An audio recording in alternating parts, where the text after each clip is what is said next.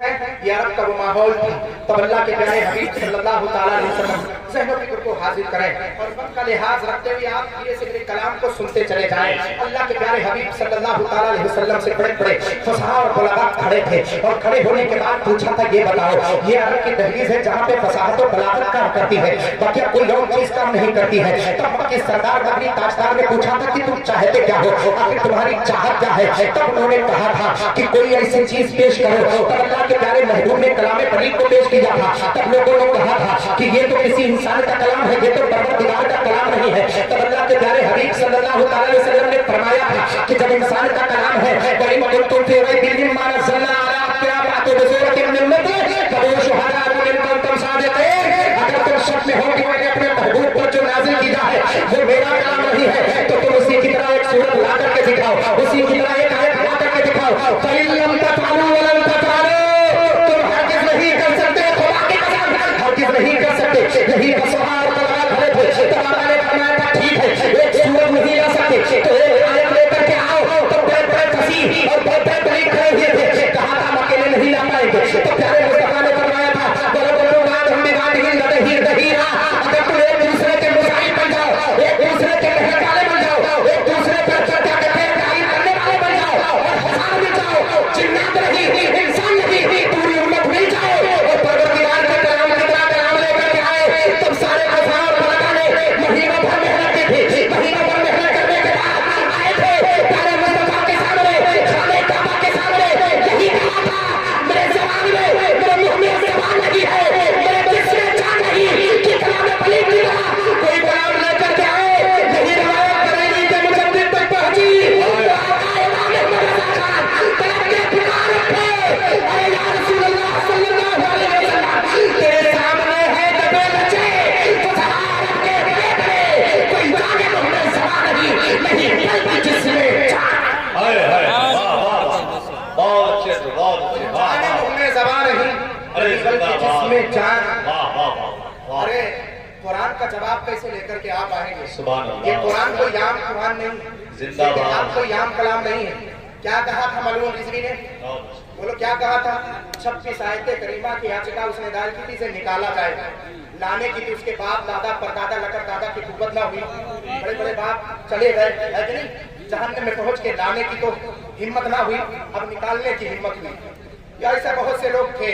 आओ मैं आपको बताता हूँ, दरबार नबूवत की बात बताता हूँ, वो खुलफाए राशिदीन की बात बताता हूँ। तारीख इस्लाम अल्लामा इमाम ज़ाहबी रहमतुल्लाह अलैह बड़े हैं सुकून इत्मीनान से। कितने लोगों को मेरी बात समझ में आ रही है? हाथ उठा करके बताएं। मैं समझना चाहता हूँ कि आप मेरी बात समझ रहे हैं। कहीं ऐसा नहीं कि मेरी बात सख्त हो रही हो, फिर बाद में जनाब अनवर साहब पहले की तरह कहें हजरत कुछ ज्यादा टाइट बात कर देते हैं, लोगों की बात समझ में कम आती है। अरबी का तर्जमा कर दिया करें। कभी कभी ऐसा होता है नाज़िम साहब कि मैं कुछ सोचता हूँ कि मेरी तरह लोग अरबी यही समझते हैं, इसलिए कभी तर्जमा करने की जरूरत भी नहीं महसूस। आप ज़हन फिक्र को हासिल करें। हजरत सैयदना उस्मान गनी रज़ियल्लाहु ताला का दौर था। किसका दौर था? खलीफा सोम हजरत सैयदना उस्मान गनी रज़ियल्लाहु ताला का दौर था। कहां से चलकर एक वफद आया था? इंताकिया से चलकर के आया था, जिसे शहर ईला कहते हैं। ये उलमा जानते हैं इनको। ये वो शहर था जिसमें हजरत सैयदना मूसा अलैहिस्सलाम, हजरत सैयदना खिज़्र अलैहिस्सलाम दोनों आए और आने के बाद सुम्मन तलका हिक्का इला अतया अहला क़रयत इस्ततअमा फ़अबौ अन युज़य्यिफूहुमा कुरान पाक के आयत करीमा जो लोग पढ़ते हैं जानते हैं। सुम्मन तलका हत्ता इला अतया अहला क़रयत इस्ततअमा। जब हजरत मूसा और खिज़्र अलैहिस्सलाम उस शहर में दाखिल हुए, शहर अंताकिया में कहा मेरी खिदमत करो, मेरी ज़ियाफत करो, मैं उम्मत का नबी हूँ। तब लोगों ने क्या कहा था? फ़अबौ, तो लोगों ने इनकार कर दिया। क्या किया था? इनकार कर दिया था, तुम्हारी खिदमत नहीं करेंगे। हजरत मूसा अलैहिस्सलाम है, हजरत खिज़्र अलैहिस्सलाम है, वही खिज़्र सुबह उठते हैं तो देखते हैं उसी शहर की दीवार गिरने जा रही है। हजरत खिज़्र उसको सही करने जा रहे हैं। हजरत मूसा अलैहिस्सलाम जलाल में आ गए, कहा जिस कौम ने मुझे खाना नहीं दिया उसी कौम के दीवार को आप सीधी कर रहे हैं, आप कैसे हैं? तो हजरत खिज़्र अलैहिस्सलाम ने कहा था क्या मैंने नहीं कहा था कि तुम मेरे साथ रहकर सब्र नहीं कर सकते? सब्र करो, इसका जवाब बाद में मिलेगा। अब सुने, मैं पूरी रवायत बयान करने नहीं आया हूँ। मैं पूरे वाक़े को अगर बयान करूंगा मेरा वक्त गुजर जाएगा, मकसद हल नहीं होगा। हजरत सैयदना, यही तो नसीब रिजवी ने कहा था, ये 36 आयतें हजरत अबू बकर सिद्दीक, हजरत उमर फारूक आजम, हजरत उस्मान गनी रज़ी अल्लाह ताला की तरफ से है। यही तो कहा है, ये उनके सहनो फिक्र का नतीजा है। ये कुरान बलीग नहीं है, कलाम बलीग नहीं है, 26 आयत है। जरा उनके खानदान से पूछा जाए, जरा जाकर ममूनियत से पूछा जाए, जरा जाकर मरदूदियत से पूछा जाए कि 26 आयतें पर हजरत अबू बकर और उमर का अगर एहसान है उन्होंने किया, तो पूरे कुरान पाक को किसने लिखा है? पूरे कुरान को किसने लिखा? भाई करीम सल्लल्लाहु अलैहि वसल्लम ने तो अपने दस्ते पाक से लिखा नहीं लिखा? सहाबा ने लिखा, बोलो लिखा कि नहीं लिखा? तो सहाबा ने लिखा तो सिर्फ यही 26 आयतें थी पूरे कुरान पाक में। 6666 आयतें तुम्हारी नजर से गायब हो गई थी क्या? नहीं। सहनो फिक्र को हासिल करो। कोई मुफ्ती नजरी आपको बताना चाहता है कि सहाबा कितने मुहताज थे कुरान पाक को पेश करने में। यही जमात शहर इंताकिया की चल करके हजरत सैयदना उस्मान गनी के दरबार करम में हाजिर हुए। सैयदना उस्मान गनी, वो लोग कहना क्या चाहते हो कि आप हमारे सरदार हैं, अमीरुल मोमिनीन है, आप खिलाफत के हकदार हैं, आप खलीफा हैं, प्यारे मुस्तफा सल्लल्लाहु अलैहि वसल्लम के खिलाफत का ताज आपके सर पे है। एक काम कर दे। पूछा क्या? कहा इस आयत करीमा में सुम्मन तलक़ हत्ता इज़ा अताया अहल क़रयतिन इस्ततअमा अयुदैतुहुमा फ़अबौ, है कि नहीं? उन दोनों ने, उन लोगों ने इनकार कर दिया। कहा फ़अबौ है ना, फ़अबौ अयुदैतुहुमा, इनकार कर दिया कि उनकी ज़ियाफत करें। का अबौ को बदल करके बा का जो नुक्ता, ये उलमा है जानते हैं, जो अरबी पढ़ते होंगे वो भी जानते हैं। कहा बा का नुक्ता बदल करके ऊपर में ता का नुक्ता रख दीजिए, बा को हटा करके ता रख दीजिए, तो अबौ के बदले अतो हो जाएगा। और जब अतो हो जाएगा तो अतायाती से अतो, जब खाना मांगा तो वो खाना लेकर के आए। ये लिख दीजिए, बस ये कर दीजिए इतना। क्योंकि हमारी बेइज्जती हो रही है, हमारे कौम की बेइज्जती हो रही है, हमारे शहर की बेइज्जती हो रही है कि अल्लाह का मुकद्दस नबी दाखिल हो और उसको खाने से इनकार कर दे। ये कयामत तक बेइज्जती होती रहेगी। लिहाजा आप ऐसा करें, उस्मान गनी रज़ी अल्लाह ताला का दौर है, आप ऐसा करें कि एक नीचे के नुक्ते को हटा करके ऊपर दो नुक्ता रख दें, अबौ की जगह अतो कर दें। क्या करें? अतो कर दें। इसका माना क्या होगा कि जब हजरत मूसा और खिज़र अलैहिस्सलाम ने खाना मांगा तो वो खाना लेकर के आए। इज्जत की बात हो जाएगी, भाई खाना हमने पेश कर दिया। ये बात कयामत तक बेहुरमती तो नहीं होगी। शहर इंताकिया को लोग तो बुरे में गर्दानेंगे नहीं। हजरत मौला उस्मान गनी रज़ी अल्लाह ताला खड़े हो गए, आंखें अश्कबार हो गई, चेहरा सुर्ख हो गया। हजरत मौला उस्मान गनी रज़ी अल्लाह ताला फरमाते हैं, नादान तुम्हें पता नहीं किस चीज के बारे में कलाम कर रहे हो। खुदा की कसम, उस्मान के पूरे खानदान अगर लग जाए, पूरा लग जाए, एक मुद्दे को हटा करके ऊपर मुद्दा रखने के लिए अगर ये तैयार हो जाए तो खुदा की कसम पूरी दुनिया से उस्मान जंग करने को तैयार है। मुद्दा बदल नहीं सकता है।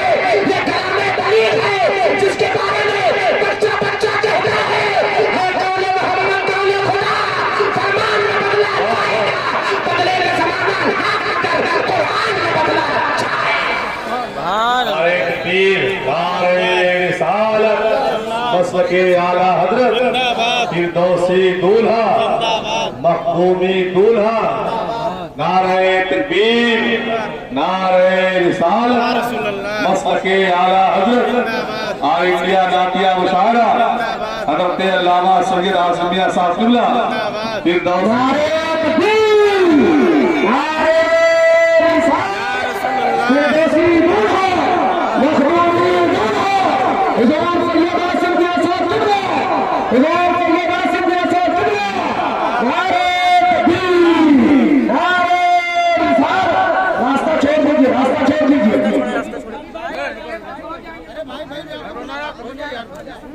रास्ता बिल्कुल छोड़ दीजिए, हजरत आने दीजिए।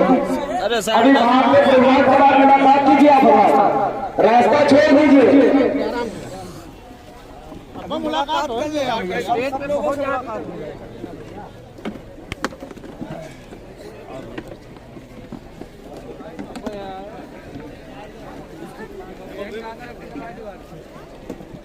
भैया बैठो, आप बैठ जाओ।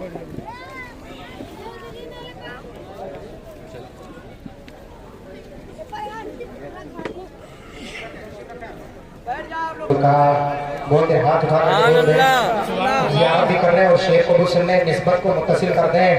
तेरी नस्ले पाक में है बच्चा बच्चा नूर का, तू है अहले नूर, तेरा सब घराना नूर का। अब देखें उलमा अहले सुन्नत तशरीफ फरमा है, हज़रत मौलाना रफ़ीक साहब किबला भी तशरीफ ला चुके हैं और जनाब नूर आलम साहब किबला नूरी और दीगर अहबाब तशरीफ फरमा है। जनाब ज़ाकिर इस्माइली साहब बहराइच शरीफ से भी तशरीफ ला चुके हैं। आप बैठे इंशाअल्लाह ताला सबको समाप्त करेंगे। देखें मैंने जो रवायत पेश की आका करीम सल्लल्लाहु अलैहि वसल्लम के सामने सब खामोश हुए कि नहीं हुए, क्योंकि ये वो आप लोग नहीं थे बल्कि ये अरब थे। हज़रत सैयदना उस्मान गनी ने कहा खुदा की कसम पूरी दुनिया एक तरफ हो जाए और पा के नुक्ते के नीचे के नुक्ते को हटा करके ता के नुक्ते पर ता पर यानी दो नुक्ता ऊपर रखे अबों की जगह अदल कर दे, हुमा की जगह अदल कर दे। खुदा की कसम ये उस्मान पूरी दुनिया से जंग करने को तैयार है। एक नुक्ता बदलने को हजरत सैयदना उस्मान गनी तैयार नहीं है और नादान का दावा है कि 26 आयतें इनकी तरफ से हैं। कहो माज़अल्लाह इन्होंने समझा क्या है कि ये अल्लाह तबारक व तआला जिनके दिल को मुनव्वर करे उसका आखिर अल्लाह ताला उस पर कैसे फैजान को जारी समझे और सुने। एक में जमाने के दबाव से एक साइंस की बात, साइंटिस्ट की बात मैं आपके सामने रख देता हूँ ताकि इस बात की वसाकत हो जाए कि आखिर कुरान पाक है क्या और अल्लाह ताला जिसके दिल को मुनव्वर करता है, ये वलामा बैठे हुए हैं इनसे पूछे जिसके दिल को मुनव्वर अल्लाह ताला फरमाता है आखिर उसमें होता क्या, अल्लाह ताला कैसे अपने प्यारे महबूब सल्लल्लाहु अलैहि वसल्लम का फैजान जारी व सारी फरमाता है और कुरानी फैजान कैसे। एक बंदा है जो यूएस के यूनिवर्सिटी में वियना यूनिवर्सिटी में जो ऑस्ट्रेलिया में है, ऑस्ट्रेलिया नहीं बल्कि ऑस्ट्रेलिया बल्कि ये कह लीजिए कि वहीं पर हिटलर ने भी पढ़ा था और फेल हुआ था, वहीं पर फेल हुआ था। उसमें उसने नेरोलॉजिस्ट में एमडी किया था और एमडी करने के बाद पूरी दुनिया के डॉक्टर ने, पूरी दुनिया के माहिर नफ्सियात ने उसे नोबेल प्राइज दिया था। सिगमंड फ्राइड उसका नाम था। उसको देखा है जब वो स्टेज पर खड़ा होता है, खड़ा होने के बाद उसने क्या दावा किया था मालूम है?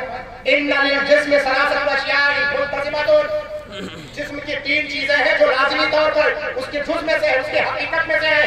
पूछा कौन? अव्वल हुआ नफ्स, वसानी हुआ रूह, वसालिस हुआ रूह।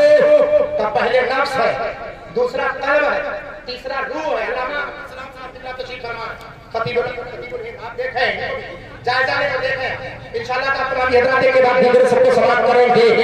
सुने तो उसने कहा था जिस्म के 3 बॉडी स्ट्रक्चर, हाँ बॉडी स्ट्रक्चर को बयान करते हुए फरमाया 3 parts in the body of structure. इंसान के जिस्म में 3 पार्ट्स हैं जो लाजमी हकीकत के तौर पे इसलिए है फरमाता वो कहता है कि ये ऐसी हकीकत इसको झुटलाया नहीं जा सकता। पूछा पहले क्या है? पहली चीज का नाम आईडी है, दूसरी चीज पूछा दूसरी चीज का नाम ईगो है, तीसरी चीज what is the third part? तो कहा तीसरी चीज है सुपर ईगो जिसको रूह कहते हैं। पहले नफ्स है जिसको आईडी बोलते हैं, दूसरे को ईगो जिसको कल्ब बोलते हैं, तीसरा क्या कहते हैं? सुपर ईगो जिसको रूह बोलते हैं। ये 3 किस्में बयान किया तो पूरी दुनिया ने उसे दादे तहसीन से नवाजा था। वो अपनी उम्र के उस उम्र में पहुंचा था जिसे कहते हैं हत्ते कमाल को 40वें साल पार गया है। तब उसने इस क्या सूरत को बयान किया था। इसी सूरत को देखो 1856 में पैदा हुआ था यूएस में और उसने यूनिवर्सिटी में एमडी किया था, मगर उसी वक्त में 1856 में अल्लाह तबारक व तआला ने एक शहजादे को रोहिलखंड में भेजा। रोहिलखंड जानते हैं किसे कहते हैं? नहीं जानते आप? बरेली शरीफ का पुराना नाम रोहिलखंड है। अब हाथों उठा करके बोल रहे बरेली शरीफ को रोहिलखंड बोलते हैं, यहाँ बरेली शरीफ है, कल का अपना पुराना वो रोहिलखंड है। उसको देखें आप तारीखी हवाले से। एक बच्चा पैदा होता है, वो बच्चा कितनी उम्र का था? 2.5 साल का था, सिर्फ 2.5 साल का, इससे बड़ा नहीं, 2.5 साल का था। तवाइफ का आपके दरवाजे से उस बच्चे के दरवाजे से गुजर हुआ। तवाइफ जानते हैं आप? नाचने गाने वालियां औरतें, वो जो बिल्कुल लंबी सूरत में होती है नहीं? आप देखते हैं उन्हें, बिल्कुल देखने के बाद आपको शर्म महसूस होगा, इतने मेकअप इतनी सारी चीजें। वो तवाइफ गुजर रही थी तो उस बच्चे ने क्या किया था? अपने कुर्ते के दामन को उठा करके आंखों पर पर्दा कर लिया था। क्या किया था? कुर्ते के दामन को उठा करके आंखों पर पर्दा कर लिया, ऐसे उठा करके और पर्दा कर लिया। जब पर्दा कर लिया तो इन्हीं तवाइफों में से एक ताइफा ने कहा कि ये कैसा बच्चा है जिसको ढकना चाहिए उसको ढक नहीं रहा है, और जिसको नहीं छुपाना चाहिए वो छुपा रहा है, जिसको नहीं छुपा। कितनी साल उम्र है? 2.5 साल की उम्र है, 2.5 साल की उम्र में उस बच्चे ने कहा था कि तुझे पता नहीं मैं आखिर कर क्या रहा हूँ, मैं तो अपनी आंखों को छुपा रहा हूँ। तो कहा आंखों को छुपाने से पहले सब्र को छुपाना चाहिए। तो सब्र को नहीं छुपा रहा है, तू अपनी आंखों को छुपा रहा है। तो तुझे सब्र पर